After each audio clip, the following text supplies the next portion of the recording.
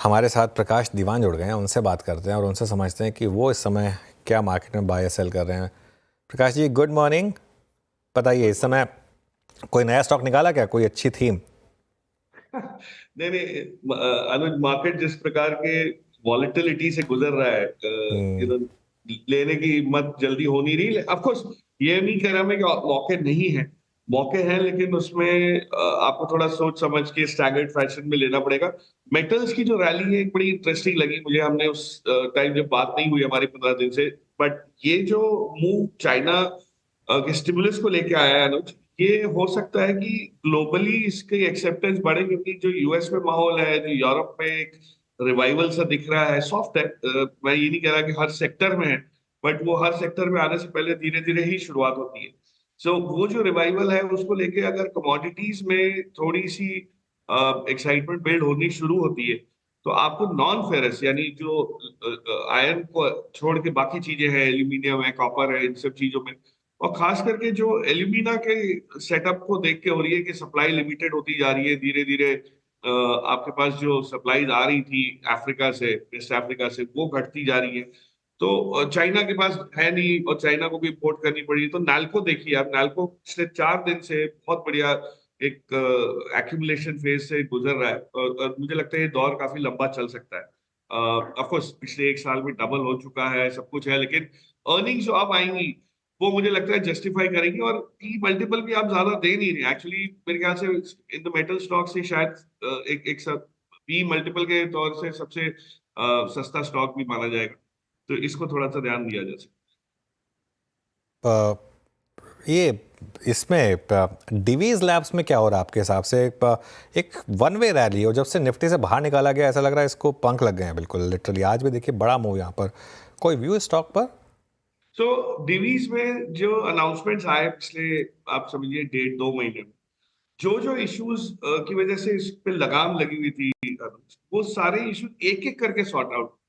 और जो अपॉर्चुनिटी अब फाइनली डीवीज के पास, अगर आप टोटल एग्रीगेट में देखें कि इसके पास जो जो मॉलिक्यूल्स की, जो एक्सपेंशन की जो अपॉर्चुनिटीज इन्होंने दिखाई हैं, दर्शाई है कि भाई ये अब विजिबल हो गई है, उस वजह से ये आपको 4 4,500 से जो 6,000 का जो मूव दिखा है, ये मेरे हिसाब से एक क्वार्टर में, आप ये मानिए एक क्वार्टर में इस टाइप का मूव देखना बहुत जल्दी होता नहीं है, मुमकिन होता नहीं है। लेकिन टीवीज के न्यूज फ्लो को देखें, जो डेवलपमेंट्स हैं, जो चीजों की वजह से ये नीचे आया था, वो अब उससे बेहतर होकर निकल के आई, उभर के आई। तो I think from year on ये कंसोलिडेशन जो हुआ है उसके बाद बहुत बढ़िया एक परफॉर्मेंस, आउट परफॉर्मेंस रहेगी। ईटीएफ्स में एलोकेशन ना होने की वजह से थोड़ा सा एक्टिव फंड्स में पार्टिसिपेशन जाए, और सबसे ज्यादा डोमेस्टिक इंस्टीट्यूशंस की जो बाइंग हुई है, जो पिछले, आप अक्टूबर के महीने में अगर देखें तो जो एग्जैक्टली एफ आई ने बेचा है माल, वो डीआई से लिया है, तो डीआई से क्या लिया है, तो ये सब चीजें ज्यादा ली हैं। और यहाँ से मुझे लगता है अभी भी इसमें आपको आउट परफॉर्मेंस की उम्मीद रहेगी। जो ल्यूपिन और सन फार्मा ने चाल चली थी पिछले साल, वो आपको शायद इस साल डिवीज दिखा पाए, अगले 12-15 महीने की मैं बात करूँ। प्रकाश सर नमस्कार, वीरेंद्र बोल रहा हूँ। ये टीसीएस के नंबर्स की रीडिंग आपको कैसी लगी? और एक आई थिंक कंक्लूजन, हम टीसीएस के नंबर्स अगर निकालना हो, और टीसीएस के नंबर्स और उस पर स्ट्रीट का रिएक्शन, और उस पर इस बात को भी आई थिंक रखते हुए कि हम आईटी में फ्रॉम आई थिंक जून एक बड़ा मूव देख चुके हैं, बाजार का रिएक्शन आपको कैसा लगा? और इस रीडिंग के आधार पर अब कैसे अप्रोच करना चाहिए रेस्ट ऑफ द आईटी को for this entire earning season? नमस्कार वीरू। ये टीसीएस के नंबर ना बड़ी इंटरेस्टिंग चीजें, एक दो चीजें झलक के आई है। पहली चीज तो ये है कि डिसअपॉइंटमेंट मार्जिन्स की हुई। जो मार्जिन थोड़े से घटे हैं, वो उम्मीद नहीं थी कि इतने घट जाए, मतलब मार्जिन घटेंगे ये नहीं उम्मीद थी, मार्जिन फ्लैट रहेंगे ये उम्मीद थी। और उसका कारण भी सबको पता था कि जो बीएसएनएल का जो कॉन्ट्रैक्ट है, जहां से अब ज्यादातर काम आ रहा है, इस क्वार्टर आया है, शुरुआत हुई है, वो लार्जली लो मार्जिन बिजनेस है, वो लॉन्ग रनवे है। मतलब वो आप सोचिए, ये काम भारत नेट वाला जो काम है, ये कम से कम 1.5-2 साल तक आराम से चलेगा, बहुत बड़ी रेवेन्यू जनरेशन पोटेंशियल वाला है, लेकिन मार्जिन सॉफ्ट रहेगी। उस लिहाज से मार्जिन में एक्सपेक्टेशन थी कि फ्लैट रहेंगे, लेकिन गिरावट भी आई। जो इंटरेस्टिंग चीज है टीसीएस के नंबर में वीरू, वो ये है कि नॉर्थ अमेरिका के मार्केट से, और वो भी खास करके बीएफएसआई, जो एक 35% कोर बिजनेस आता है जहां से इन कंपनियों को, उसमें एक लेग अप आया, उसमें एक इम्प्रूवमेंट आया, 0.9 से मार्जिन 1.6 पे आया। मेरे ख्याल से ये चीज मार्केट को पसंद आई है, इसलिए मार्केट इतनी मायूसी नहीं दे रहा। और आपको ये जो रिएक्शन दिख रहा है, ये इसलिए भी है कि कुछ टाइम से, जैसे आपने सही फरमाया, चल चुके हैं स्टॉक्स। इन्फोसिस तो इससे भी ज्यादा चला है, तो अगर वहां कोई डिसअपॉइंटमेंट आती है तो गिरावट भी वैसी ज्यादा आएगी। टीसीएस में एक्सपेक्टेशन बहुत नहीं होने की वजह से कोई खास डिसअपॉइंटमेंट नहीं आई, और नॉर्थ अमेरिका के इम्प्रूवमेंट की वजह से एक सहारा मिल गया। यहाँ से करना क्या है, आई आई डोंट थिंक इसमें बहुत कोई एक्साइटमेंट होगी। एक बॉटमिंग आउट इस क्वार्टर में इंडिकेट हुई है। दिसंबर का quarter generally by and large थोड़ा सॉफ्ट रहता है, क्योंकि छुट्टियां बहुत होती है, फरलो और ये सब चीजें होती है, और इलेक्शन, यूएस इलेक्शन के आउटकम की वेट करने के बाद आपके पास एक ठोस व्यू बनने की क्षमता रखेंगे आप, कि नए कॉन्ट्रैक्ट्स कैसे आ रहे हैं, नए ऑर्डर्स कैसे आ रहे हैं। वो सब दिसंबर जनवरी में अटकलें लगनी शुरू होगी, तब तक ये रेंज बाउंड रहेगा। और मुझे नहीं लगता यहाँ से कोई बहुत तगड़ा मूव आपको इसमें दिखेगा। Of course long term basis पे चीजें अच्छी हैं, सब कुछ ठीक है, लेकिन एलोकेशन अभी करना है। सवाल अगर ये है तो जवाब ये है कि दिसंबर जनवरी तक आप इसमें वेट कर सकते हैं। ओके, टीसीएस पे और साथ ही साथ रेस्ट ऑफ द आईटी पे आपने प्रकाश सर का व्यू सुना यहाँ पे। अच्छा प्रकाश सर, एक दो पॉकेट्स और जिस पर मैं आपका व्यू चाहता हूँ। गोल्ड के प्राइसेस ऑलमोस्ट आज 76,000 के रेंज में हैं। हमने तमाम ज्वेलरी कंपनियों के स्टॉक्स में एक मूव देखा, आईपीओ से सरापोर रहा ये पूरा स्पेस। बट टाइटन जहाँ पे और भी सेगमेंट्स हैं लाइक वॉच, हाईवेयर, उसको कंसिडर करते हुए और साथ ही साथ गोल्ड प्राइसेस को कंसिडर करते हुए और आने वाला पूरा का पूरा ये फेस्टिवल और मैरिज सीजन, ये प्राइस आफ्टर आई थिंक पिछले 4-5 दिन के डिप के बाद लग कैसा रहा टाइटन पे?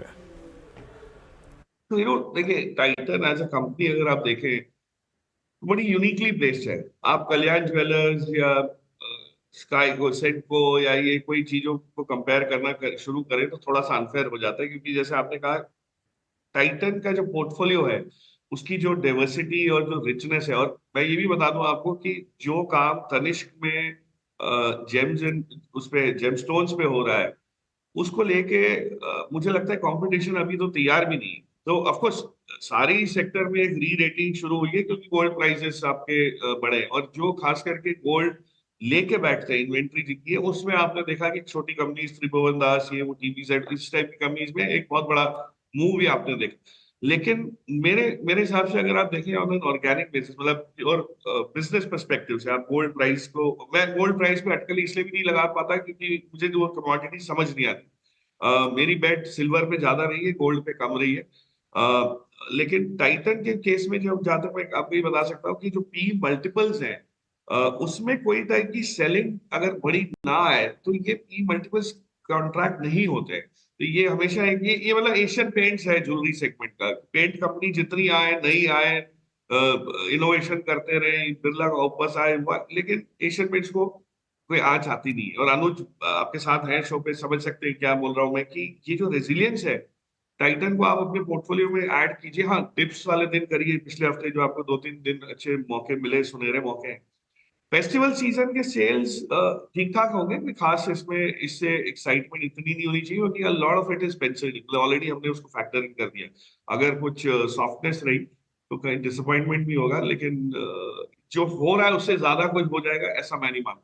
But Titan at 3400, 3450 is a good bet. लेकिन लॉन्ग टर्म के लिए, अगेन मैं बोल रहा हूँ, ये फेस्टिवल सीजन का व्यू नहीं है, ये थोड़ा सा लॉन्गर टर्म व्यू है कि बाकी के प्रोडक्ट्स भी कंट्रीब्यूट करना शुरू कर देंगे, इंक्लूडिंग उनके साड़ी का बिजनेस। देखिए आप, वो छोटा सा बिजनेस था, लेकिन वो भी अब हर जगह दिखना शुरू हो गया, तनेरा नाम से जो करते हैं। सो आई थिंक ये बहुत बढ़िया पोर्टफोलियो आप ले रहे हैं। सिर्फ ज्वेलरी या गोल्ड नहीं ले रहे, उसकी वजह से नहीं ले रहे, इसमें कई चीजें हैं और सारी factors positive. Market day high पर निफ्टी में लोअर लेवल से अच्छी खासी रिकवरी, करीब करीब 90 पॉइंट की रिकवरी इस समय निफ्टी में आपको दिखाई देगी। तो शानदार मूव्स इस समय आपको यहाँ पर आते हुए दिखाई दे रहे हैं। अच्छा प्रकाश जी, बंधन बैंक क्या आज की रैली को ट्रस्ट किया जाए? यहाँ पर काफ़ी फॉल स्टार्ट्स रहे हैं यहाँ पर, लेकिन valuation wise considering 1 time price to book पर है ये स्टॉक 1.1 टाइम्स, और अब एक नया एमडी एंड सीईओ, आरबीआई की अप्रूवल 3 साल के लिए, क्या भी होगा इस पर? देखिए, एक बड़ी इंटरेस्टिंग चीज हो रही है अनुज बंधन बैंक में, जो मतलब वो भेड़िया आया वाली चीज कई बार हो चुकी है, इंप्रूवमेंट आता है, लेकिन ये जो दो डेवलपमेंट आज एक साथ आए हैं। एक तो ये कि जो आरबीआई की जो ऑडिट वो लगाई थी इस पे क्रेडिट गारंटी वाली स्कीम्स के, उसके तहत जो क्लैरिटी आई है कि भाई कोई इस टाइप की मिसअप्रोप्रिएशन नहीं हुआ है और सब्सिडाइज कॉस्ट ऑफ फंड्स के एलोकेशन में, तो एक बहुत बड़ी पॉजिटिव वहां से आती है कि ये एक ओवरहैंग चला गया। दूसरा, जो बैंक के लीडरशिप में जो एक वो था कि भाई घोष साहब के जाने के बाद कौन संभालेगा बागडोर, तो ये बहुत केपेबल इंसान को एक वो मेरे हिसाब से मिला है। मैं उनको पर्सनली तो ऑफ कोर्स नहीं जानता, लेकिन जो क्रेडेंशियल्स समझ आए हैं पढ़ के जान के, उससे साफ जाहिर है कि वेस्ट बंगाल की फेमिलियरिटी, एक बड़ी बैंक, दो बड़ी बैंक में काम करने का एक्सपोजर, और ये साइड ऑफ क्रेडिट में ही एक्टिविटी होना, ये एक बहुत बड़ा इसका मिश्रण है। तो मुझे लगता है कि जो इनके क्रेडेंशियल का समावेश ये है कि ये अच्छी तरह इसको आगे चला पाएंगे। 150 रुपए के करीब, 152 रुपए करीब कोविड का लो था, तो 200 रुपए के आसपास मिल रहा है, तो ये probably one of the lowest price banks है उस सेगमेंट में। एक ही कैविएट है कि एमएफआई के ऊपर फोकस ना करके ये रेगुलर बैंकिंग पे फोकस करेंगे, तो मेरे ख्याल से ग्रोथ आपको इसमें थोड़ी सी अच्छे मार्जिन के साथ मिलेगी। एनपीए का कोई वो नहीं होगा, क्योंकि एमएफआई एज अ सेगमेंट मुझे अभी भी कॉन्फिडेंस नहीं आ रहा। उसमें कई जिसको कहते हैं अंदर अंदर गड़े मुर्दे निकल सकते हैं आगे चल के, और वो थोड़ा सा डिसेबल कर सकता है ग्रोथ को। बट अदरवाइज आई थिंक इस लेवल पे I would believe Bandhan Bank definitely makes for a good bet. लेकिन ये उन लोगों के लिए है, अगेन मैं बोल रहा हूँ, उन लोगों के लिए कि जिनको थोड़ा हाई रिस्क हाई रिवॉर्ड वाला पसंद आता है एक्सपोजर। 204 से लेके आप अगर इसको 250 तक 260 तक रख सकते हैं, तो वहां आपको 180 190 की भी पॉसिबिलिटी को गुंजाइश उसकी रखनी पड़ेगी। सो दोनों का बैलेंस करके करें तो I think it's a good risk reward at this point. अच्छा, पीएसयू बैंक्स में क्या व्यू है? ये स्टॉक्स क्यों नहीं चल रहे हैं? काफ़ी समय से इन्होंने परेशान किया है इन्वेस्टर्स को। सॉरी अनुज, आई मिस कौन से PSU banks, PSU banks. PSU banks में देखिए दो चीज है। एक तो जब क्रेडिट ग्रोथ पे आंच आती है, तो लैक ऑफ अग्रेशन की वजह से और उनके जो नॉर्म्स हैं, डिसीजन मेकिंग प्रोसेस है, ये सारे परिबल इस टाइप के हैं कि उनकी ग्रोथ प्राइवेट सेक्टर बैंक से थोड़ी सी धीमी रह सकती है या एक लैग के साथ आ सकती है। उस लिहाज से देखें तो जो एचडीएफसी कोटक को ग्रो होना बाकी है, आईसीआईसीआई एक्सिस ऑलरेडी अच्छे खासे एग्रेसिव मोड में है, और छोटी बैंक जो आपकी इंडसइंड, वो सब जो ग्रोथ के लिए आतुर है कि भाई हमारे पास बैलेंस शीट है और अब हम ग्रो भी कर पाएंगे। पीएसयू बैंक्स में उस टाइप की ग्रोथ क्रेडिट एक्सपेंशन की जगह थोड़ी सी अभी नहीं दिख रही है। कॉस्ट ऑफ फंड सॉफ्ट है नो डाउट, लेकिन अब सभी की कॉस्ट ऑफ फंड एक बराबर सी होगी। पहले जो पीएसयू बैंक्स को एडवांटेज था, वो खास एडवांटेज भी मिल नहीं रहा है। तो आएंगे पीएसयू बैंक्स का भी समय आएगा, उसमें से भी खास करके जो बीओबी कैनरा बैंक टाइप जो बैंक्स हैं, वो थोड़े से पहले एक्ट कर पाएंगे। बट पहला जो दौर है, पहला चरण है, जो वो पीएसयू बैंक्स नहीं, वो प्राइवेट सेक्टर बैंक्स का आएगा। और उस लिहाज से आपने ऑलरेडी वो चाल देखना शुरू हुआ है। मेरे हिसाब से दिसंबर क्वार्टर खत्म होने के बाद आपको पीएसयू बैंक्स में रौनक दिखेगी, क्योंकि इंटरेस्ट रेट घटने की भी एक उस करार पे हम आ जाएंगे कि भाई ये पॉसिबिलिटी दिख रही है। अगर वो होता है तो पीएसयू बैंक्स भी पार्टिसिपेट करेंगे। तब तक निम एक्सपेंशन ना होने की वजह से हो सकता है थोड़े से ये साइडवेज। अच्छा प्रकाश सर, एक बड़ा डेवलपमेंट और हुआ फाइनली। आई थिंक सरकार की जो सोच थी, सरकार जिस चीज़ को लेकर चिंतित थी, सेबी जिस चीज़ को लेकर चिंतित था, ये वीकली एक्सपायरीज जो कि एग्जॉस्ट कर रही थी कैपिटल को, अल्टीमेटली अनप्रोडक्टिव एक्टिविटी थी सारी की सारी। भले ही एल्गो पे पैसा कमा रहे हो, एफआईएस कमा रहे हो, लेकिन रिटेल पैसा लूज कर रहा था, और ये आई थिंक एक वैक्यूम की तरह काम कर रहा था। बट इससे आपका एक्सचेंजेस पे व्यू क्या है, बीएससी पे व्यू क्या है, आपका ब्रोकरेज कंपनियों पे व्यू क्या है इस वक्त? बड़ा देखिए, ये जो शिफ्ट हो रहा है ना, ये पिछले काफी सालों के ट्रेडिंग पैटर्न को, ट्रेंड को रिवर्स करने की या चेंज करने की, नॉट रिवर्स, चेंज करने की क्षमता रखता है। जो रेगुलेटर्स ने, सरकार ने जो सोच लगाई है, बहुत ही उम्दा है कि रिटेल इन्वेस्टर्स को पहले आप इन्वेस्टर बनाओ, फिर आप उनको समझ आए तो ट्रेडर बनाओ, और फिर आप उनको ऑप्शंस की तरफ स्पेकुलेटर्स बनाओ। लेकिन हो क्या रहा था कि हमारे यहाँ रिटेल की शुरुआत ही स्पेकुलेशन से हो रही, और अटकलें लगा लगा के आप कुछ भी सोचे समझे बिना ऑप्शंस में पैसा लगा रहे थे, फिर आप बोल रहे थे हम ट्रेडर बनेंगे और फिर इन्वेस्टर बनेंगे। तो ये जो रिवर्स पैटर्न था, उसको चेंज करने में ये डेफिनेटली थोड़ा सक्षम रहेगा।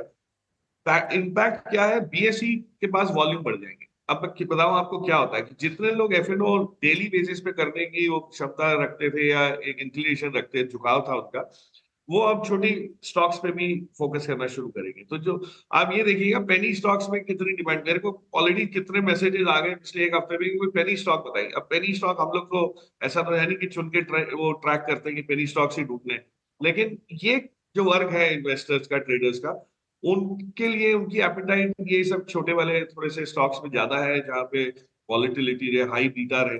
तो वो सारे आपके जो माइक्रो कैप्स, नैनो कैप्स है, वहां पे आपको एक्टिविटी ज्यादा होती हुई दिखेगी। और वो बीएसई को फायदा इसलिए हो जाता है कि एनएसई के कंपैरिजन में वहां पे नंबर ऑफ स्टॉक्स लिस्टेड इस श्रेणी के ज्यादा है। दूसरी चीज जो ब्रोकिंग साइड में है, उसमें जो नॉर्म्स चेंज हो रहे हैं, जिसके पास अपना पैसा है वो पैसा लगाए और वो कमाए गवाए जैसे भी करे, लेकिन मार्जिन फंडिंग करके, लेवरेज करके जो हो रहा था वो उसमें काफी गिरावट, काफी कटौती हुई है। उससे ये होगा कि ब्रोकिंग कंपनीज को अपने मॉडल्स को वापस जो एकदम जीरो ब्रोकरेज पे आए थे, अब वो धीरे धीरे ब्रोकरेज चार्जेबल करने शुरू करनी पड़ेगी और अलग अलग प्रोडक्ट्स निकालने पड़ेंगे जहाँ पे फीस का वेरिएशन आ सके। और एक एक दौर आएगा कि डिस्ट्रीब्यूशन पे फोकस वापस आने लगेगा, सिर्फ ब्रोकिंग पे नहीं रहेगा। सो जो बड़ी कंपनीज है, I don't see any reason why उसमें क्यों नहीं इंप्रूवमेंट आ सकता। और कुछ कंपनीज हैं जिसमें जिनके नेटवर्क्स हैं लेकिन उन्होंने बहुत अपने आप को फ्लेक्स नहीं किया या बहुत ज्यादा ग्रोथ के पीछे भागे नहीं है, तो वहां पे भी आप देख सकते हैं। ब्रोकिंग कंपनीज की मैं बात कर रहा हूँ, लेकिन जो बड़ी कंपनीज है उसमें अगर आप देखें जिनके मॉडल्स बहुत डाइवर्सिफाइड है, जैसे जेएम फाइनेंशियल, ब्रोकिंग में तो बहुत समय से है, लेकिन ब्रोकिंग के साथ साथ जब आप स्टॉक लेते हैं तो आप उसमें लेंडिंग बिजनेस लेते हैं, एसेट रिकंस्ट्रक्शन बिजनेस लेते हैं, एसेट मैनेजमेंट बिजनेस लेते हैं। सो इस टाइप की कंपनीज को आप चुनिए जहां पे ब्रोकिंग एक बड़ा एलिमेंट है, बट सिर्फ एक एक्सक्लूसिव एलिमेंट नहीं है कि भाई उसमें कुछ Alright. गिरावट आई तो रोक लें, वैसा ना हो। बिल्कुल। ओके प्रकाश, बहुत बहुत शुक्रिया आज हमारे साथ जुड़ने के लिए और दशहरे की बहुत बहुत शुभकामनाएं आपको। Have a good weekend. Thank you.